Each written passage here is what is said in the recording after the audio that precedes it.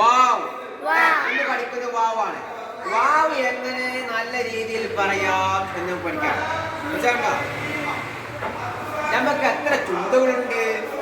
രണ്ട് ചുണ്ടുകളുണ്ട്. എത്ര ചുണ്ടുകളുണ്ട്? രണ്ട് ചുണ്ടുകളുണ്ട്. എവിടെയൊക്കെ ചുണ്ടുകൾ? മേലെ ചുണ്ട്, താഴെ ചുണ്ട്. ഈ രണ്ട് ചുണ്ടുകളും എന്ത് ചെയ്യണം? ഇങ്ങനെ മുട്ടിക്കാം. എന്നിട്ട് ചുണ്ടിന് കൂർപ്പിക്കുക. എന്നിട്ട് നടുവിൽ മുട്ടാൻ നടുവിടുക. നടുവിൽ ഓട്ടയാക്കുക. എന്നിട്ട് വാ പറയുക. അങ്ങനെ വാ പറയുക.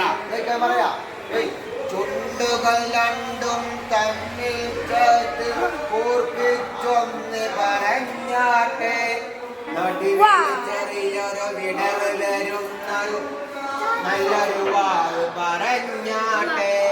എങ്ങനെ പറയാ?